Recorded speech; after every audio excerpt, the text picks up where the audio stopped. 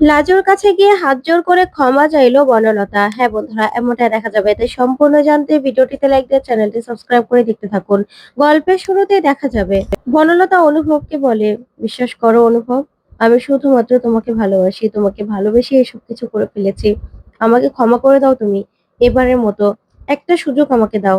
তখন অনুভব বলে, শোনো, তুমি যা যা অপরাধ করেছো না, সেগুলো যদি আমি কোর্টে দেখাই, ইজিলি আমি তোমার কাছ থেকে মুক্তি পেয়ে যাব। আমি শুধু তোমার সঙ্গে আর থাকতে চাই না। আমি তোমার কাছ থেকে মুক্তি চাই বনলতা, মুক্তি চাই। তখনই সবাইকে বলে, আমি তোমাদেরকে বলে দিচ্ছি, বনলতা এই বাড়িতে থাকবে না। এখান থেকে এক্ষুনি বেরিয়ে যাও তুমি। তোমার এই বাড়িতে কোনো জায়গা নেই। বুঝতে পেরেছো? বেরিয়ে যাও। তখন এই কথা বললেই বনলতা বলে, প্লিজ অনুভব, আমাকে তুমি ক্ষমা করো। তখনই অনুভবের মাকে গিয়ে বলে, আন্টি, তুমি তোমার ছেলেকে বোঝাও, আমি তোমার ছেলেকে ছাড়া থাকতে পারবো না। আমি যে শুধুমাত্র ওকে ভালোবাসি, ওকে ভালোবেসে আমি ভুলগুলো করেছি। হ্যাঁ ঠিক আছে, আমি লাজুর উপর অনেক অন্যায় করেছি, কিন্তু সেগুলো আমি কেন করেছি তোমরা একবারও ভেবে দেখেছো? তোমার ছেলেকে ভালোবেসেই তো এসব কিছু করেছি। ওকে হারিয়ে ফেলার ভয় পেতাম আমি। ও যদি আমাকে ছেড়ে দেয়, আমাকে ছেড়ে লাজুর কাছে চলে যায়, সেজন্যই আমি ভয় পেয়ে এসব কিছু করেছি। তখনই জেঠিমণি বলে, না বনলতা, তুমি না ভয় থেকে এসব কিছু করনি। আর তোমার এগুলো কেমন ভয় বলো তো? কিসের ভয় পাও তুমি, যে তুমি এসব কিছু করেছো? ওই বাচ্চা মেয়েটার কম ক্ষতি তো আর তুমি করনি। শেষ পর্যন্ত কিনা ভাড়াটে গুন্ডা দিয়ে তুমি মেয়েটার এত বড় ক্ষতি করার চেষ্টা করলে। তখনই অনুভবের মা বলে, জানো তো বনলতা, আজকে যখন কোর্টে রায় দিচ্ছিল না চ্যাটার্জি বাড়ির বউয়ের হয়ে, তখন না আমাদের লজ্জা মাথা হেঁট হয়ে গিয়েছিল। তুমি সেখানে বনলতা ছিলে না, তুমি ছিলে চ্যাটার্জি বাড়ির বউ, আমার ছেলের বউ। তুমি একবারও সেটা ভেবে দেখেছো? তোমার কোনো খারাপ না লাগতে পারে, কিন্তু আমাদের খারাপ লাগে। আমাদের না কষ্ট হয়, তোমার জন্য আমাদের মাথা হেট হয়। এই পর্যন্ত তুমি কম অন্যায় করেছো? তখন বনলতা বলে, প্লিজ আমাকে একটা সুযোগ দাও, আমি কোনো রকম আর কোনো অন্যায় করব না। তখনই এই বলি জেঠুর কাছে যায় বনলতা আর বলে, জেঠু, আপনার কথা তো অনুভব সব শুনে, আপনি একটু বুঝিয়ে বলুন না, আমাকে যেন আর একটা সুযোগ দেয়। বিশ্বাস করুন, আমি আর কোনো রকম কোনো অন্যায় করব না। যদি কোনো অন্যায় করি, তখন না হয় আমাকে তাড়িয়ে দেবেন। তখন জেঠু বলে, দেখো বনলতা, এসব ব্যাপারে না আমি কিচ্ছু বলতে পারবো না। আর তাছাড়া তুমি তো একটা ক্রিমিনাল। তুমি এই পর্যন্ত যা যা করেছো, সেগুলো না মানা যায় না, জাস্ট মানা যায় না। এরপরে তুমি, হ্যাঁ মনে হতেই পারে তোমার যে তুমি লাজুকে শেষ করে দিবে, শেষ করে দিলেই অনুভবের সঙ্গে তোমার সবকিছু ঠিক হয়ে যাবে, কিন্তু হবে না। কোনোদিনও সেটা ঠিক হবে না বনলতা। তুমি যদি লাজুকে মেরেও ফেলো, তারপরেও কোনো কিছু ঠিক হবে না। তোমার সঙ্গে কৃষ্ণের সম্পর্ক কোনোদিনও হবে না। তখনই বনলতা বলে, না না, লাজুকে আমি কেন মারতে যাবো, আমি কি ক্রিমিনাল নাকি? তখন জেঠু বলে, তুমি ক্রিমিনাল নয় তো কি? এই পর্যন্ত কম কিছু করেছো? অনেক কিছু করেছো তুমি। তখনই অনুভবের বাবা বলে, আমিও কৃষ্ণের সঙ্গে একমত। তোমার না এই বাড়িতে কোনো জায়গা নেই বনলতা। তোমাকে আমরা ক্ষমা করেছি। তোমাকে যদি পারতাম না কোর্ট চত্বরে রেখে আসতে, তাহলে সেটাই ভালো হতো। শুধুমাত্র তুমি সেখানে সিন ক্রিয়েট করবে বলে সেখানে তোমাকে আমি রেখে আসিনি। তোমাকে আমরা বাড়ি অব্দি নিয়ে এসেছি। কিন্তু এখন তো মনে হচ্ছে যে তোমাকে কোর্ট চত্বরে রেখে এলেই না সব থেকে ভালো হতো। অন্তত এই কথাগুলো না, একা কান্নাগুলো দেখতে হতো না আমাদের। তখনই বনলতা পা জড়িয়ে ধরে অনুভবের আর বলে, আমি তোমার পা ধরে ক্ষমা চাইছি অনুভব। আমি লাজুর কাছে গিয়ে ক্ষমা চাইবো। বিশ্বাস করো, যেইভাবে তোমরা বলবে আমি সেইভাবে ক্ষমা চাইবো। দরকার হলে লাজুর পা ধরে ক্ষমা চাইবো। আমি তো লাজুর সঙ্গে অন্যায় করেছি, তাই লাজুর কাছে ক্ষমা চাইবো আমি। আমাকে তোমরা ক্ষমা করে দাও। প্লিজ আমাকে আরেকটা সুযোগ দাও। তখন অনুভব বলে, ও বনলতা, এসব এসব না ন্যাকা কান্না এখন আর আমার কাছে চলবে না। তুমি এই পর্যন্ত যা যা করেছো আমি না সহ্য করতে পারছি না। প্লিজ আমি শুধু মুক্তি চাই। তুমি না এখান থেকে সরে যাও। চলে যাও তুমি এখান থেকে। তখন বনলতা বলে, আচ্ছা, তোমরা সবাই শুধু আমার দোষ দেখছো। তোমরা কি একবারও ভেবে দেখেছো সব দোষ কি একা আমার? তখন অনুভব বলে, না, তোমার দোষ হবে কেন? তুমি তো কোনো দোষ করোইনি। এই যে তুমি বিয়ের রাতে আরেকজনের সঙ্গে পালিয়ে গেলে শুধুমাত্র তোমার পুরনো প্রেমিকের কাছে যাবে বলে, সেটা তো আমার দোষ ছিল। তারপরেই সেখান থেকে তোমাকে এই বাড়িতে লাজুর কথায় নিয়ে আসা হলো। তারপরেই তুমি সেই পুরনো প্রেমিকের জন্য ঠাম্মির গয়না চুরি করলে, সেটা তো আমার দোষ ছিল। এই যে লাজুকে বারবার করে তুমি ফাঁসানোর চেষ্টা করেছো, লাজুকে অপমান করেছো, সুদেবকে মৃত্যুর নাটক করতে বলেই লাজুকে কোণঠাসা করার চেষ্টা করেছো, সব কিছুতে আমার দোষ ছিল। তোমার তো কোনো দোষই নেই। তাই এত দোষ যার, যার জন্য তুমি এত বড় বড় পদক্ষেপ নিয়েছো, যার জন্য তুমি ক্রিমিনাল হয়ে যাচ্ছ, তার সঙ্গে থাকারই বা কি দরকার? তার সঙ্গে থাকার কোনো দরকার নেই। সেজন্য তো বলছি যে তুমি না চলে যাও এখান থেকে। আমার সঙ্গে তোমাকে থাকতে হবে না বনলতা। আর শোনো, তোমার সঙ্গে আমি কোনো রকম কোনো সংসার করতে চাই না। এই বলেই অনুভব বলে, প্লিজ তোমরা ওকে বুঝাও, এই বাড়ি থেকে ওকে পাঠিয়ে দাও। এই বলে অনুভব উপরে চলে যায়। তখনই অনুভবের মা বলে, শোনো বনলতা, তোমার না জায়গা নেই বাড়িতে, চলে যাও তুমি, কোথায় যাবে জানি না। তখন এই কথা বলে এক এক করে সবাই সেখান থেকে চলে যায়। তখন বনলতা বলে, না না, আমি কিছুতেই অনুভবকে ডিভোর্স দিতে দেব না। অনুভব আমার ছিল, আমারই থাকবে। এই কথা বলেই বনলতা আবার কিছু একটা প্ল্যান করে।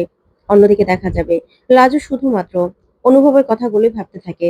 তখনই লাজুর রুমমেট বলে, কিরে লাজবতী, তুই পড়ছিস না কেন? তুই ওই কোর্টের ব্যাপারগুলো ভাবছিস তাই তো? কিন্তু আমরা তো সবাই জানি কোর্ট থেকে তুই নির্দোষ প্রমাণিত হয়েছিস। এবার আর কিসের টেনশন? কলেজ থেকে তোকে কিছু জানিয়েছে? তখন লাজু বলে, ম্যাডাম আমাকে কালকে দেখা করতে বলেছে।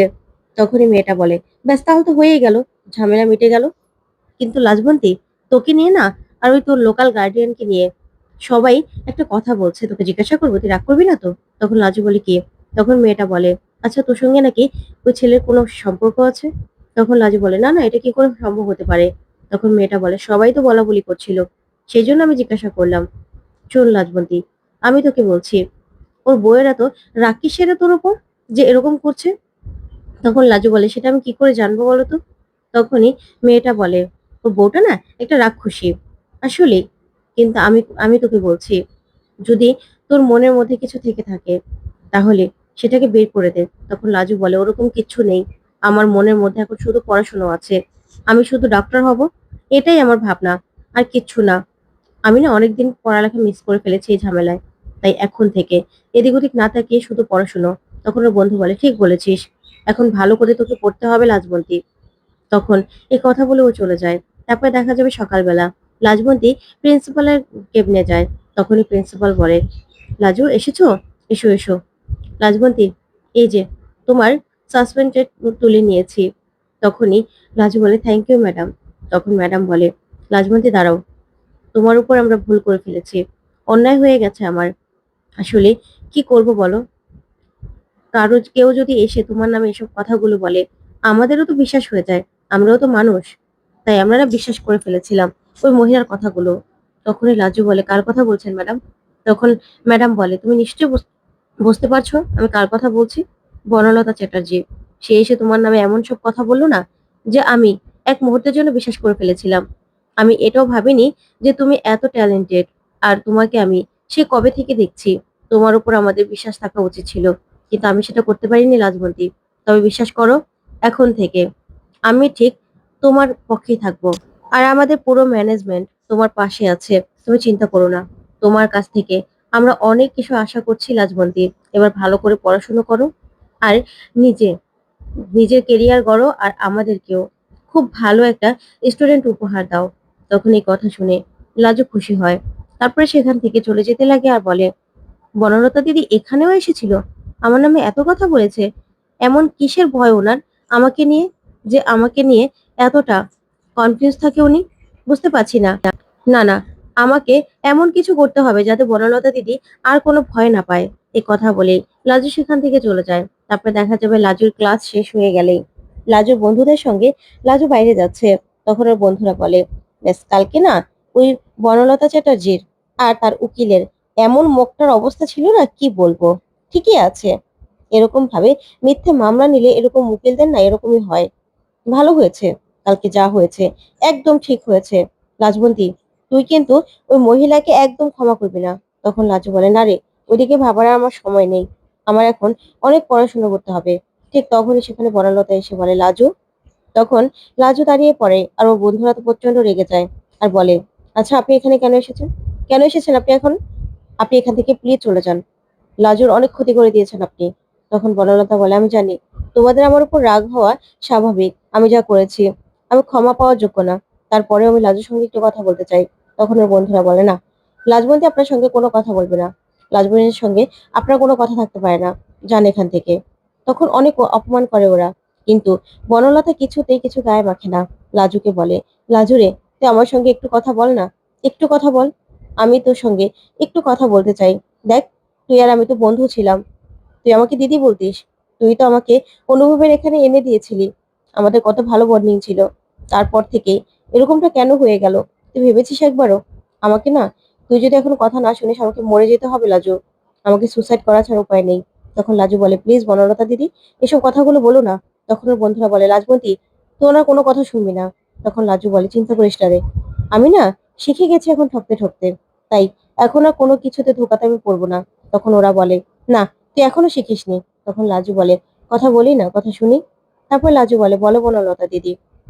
তখন বনলতা সেখান থেকে লাজুকে একটা জায়গায় নিয়ে চলে যায়।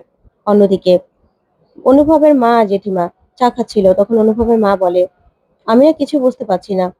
আমি আমার ছেলেটা যদি বনলতাকে ডিভোর্স দিয়ে দেয়, তখন তো লাজুকে নিয়ে আসবে, আমি সেটা সহ্য করতে পারবো না। তখন জেঠিমা বলে, দেখ ছোট, এখন এসব কথা চিন্তা করিস না। আমাদের কৃষ্ণ কিসের ভালো থাকবে সেটাই আমাদের দেখতে হবে, সেটাই আমাদের চিন্তা করতে হবে।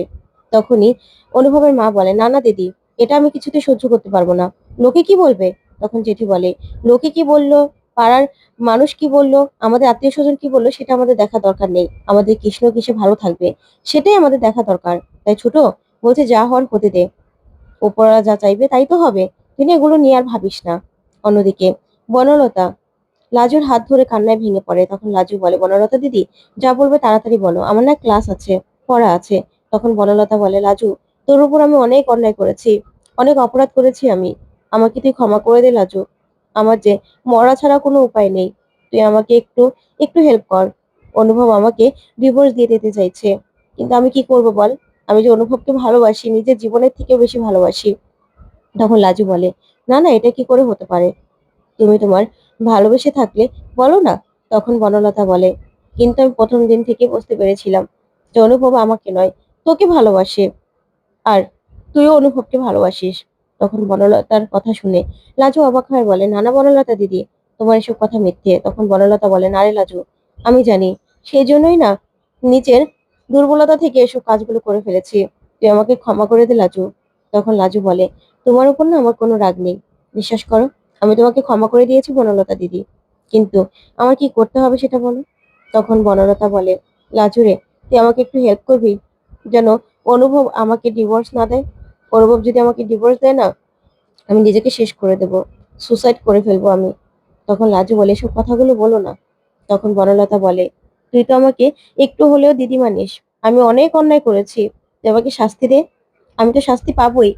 তুই আমাকে ক্ষমা করিস না, তারপরেও অনুভবকে একটু বুঝিয়ে বল, তাহলে না, আমি জানি তোর কথা অনুভব কিছুতে ফেলতে পারবে না, বাড়ির কারো কথা শুনছে না ও। তখন লাজু বলে, তুমি চিন্তা করো না, আমি দেখবো।